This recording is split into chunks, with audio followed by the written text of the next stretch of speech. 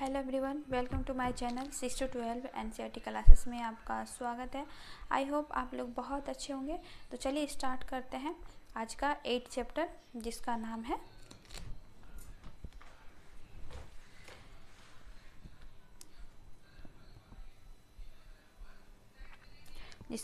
सम्राट अशोक एक महान शासक।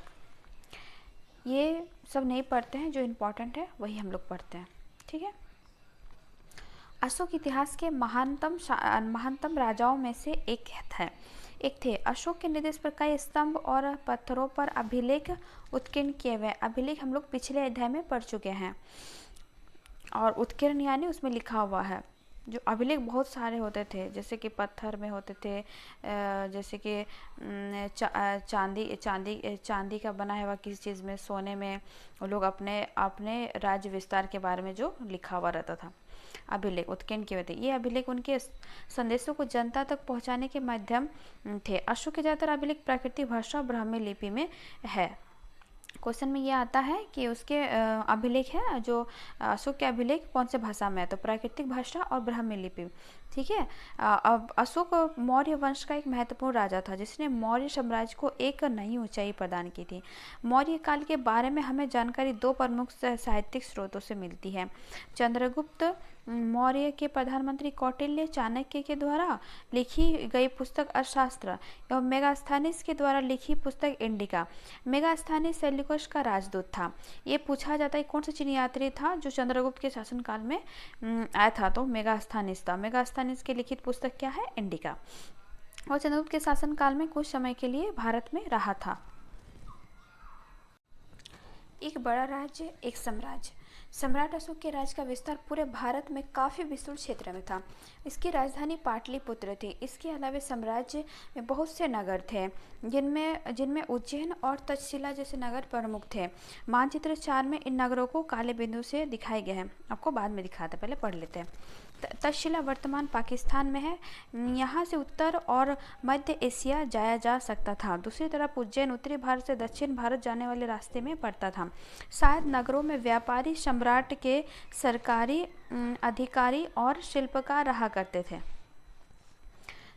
करते थे। साम्राज्य में कई गांव थे जहां किसान और पशुपालक रहा करते थे। मध्य भारत जैसे इलाकों में ज़्यादातर हिस्सा जंगलों से भरा हुआ था, जहां के लोगों की आजीविका फल फूलों की संग्रहण और जानवरों का शिकार करना था। साम्राज्य में भाषा, भोजन एवं पोशाक की काफ़ी भिन्नताएं थी। दूसरे शब्दों में अलग अलग जगहों के लोग अलग अलग भाषा बोलते थे, विभिन्न प्रकार के भोजन करते थे तथा विभिन्न प्रकार की पोशाक पहनते थे।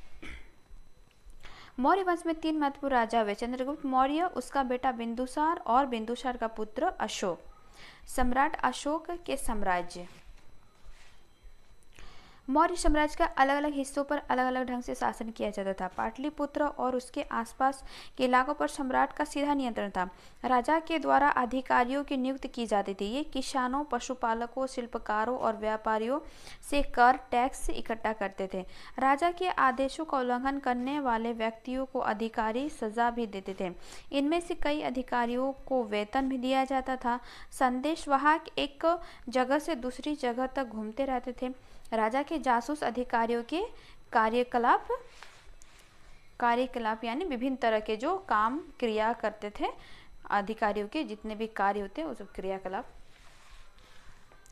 पर नज़र रखते थे। जो मानचित्र 4 दिखाया गया था, देखिए मानचित्र देखिए, और आपको दिखेगी यहाँ पे, देखिए यहाँ है तक्षशिला, यहाँ है उज्जैन, देख लिए तक्षशिला एवं उज्जैन। चलिए आगे पढ़ते हैं। पर नजर रखते थे। इन सब के ऊपर सम्राट था, जो राज परिवार एवं वरिष्ठ मंत्रियों की सहायता से सब पर नियंत्रण रखता था। प्रशासन की सबसे छोटी इकाई ग्राम थी। प्रशासन की सुविधा के लिए मौर्य साम्राज्य कई छोटे क्षेत्रों या प्रांतों में विभक्त था।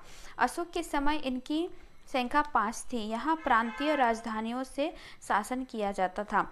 अक्सर राजकुमारों को वहां राज्यपाल बनाकर भेजा जाता था।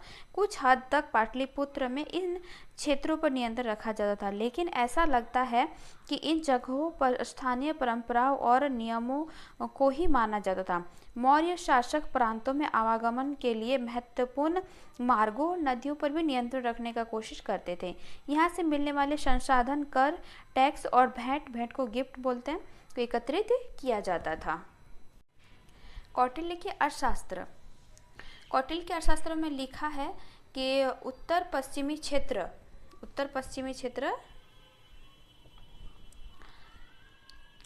कंबल और दक्षिण भारत सोने और कीमती पत्थरों के लिए जाना जाता था। संभवतः है कि यहाँ के लोग इन संसाधनों को नजराने के रूप में शासक को देते थे। जंगली इलाकों में रहने वाले लोग काफ़ी हद तक स्वतंत्र थे। उनसे यह आशा की जाती थी कि वे मौर्य पदाधिकारियों को हाथी, लकड़ी, मधु और मोम जैसी चीज़ें लाकर दे। ये देखिए अमरावती आंध्र प्रदेश के प्राप्त चित्र में सम्राट अशोक, ये अमरावती में है। ठीक है, ये आगे पढ़ते हैं।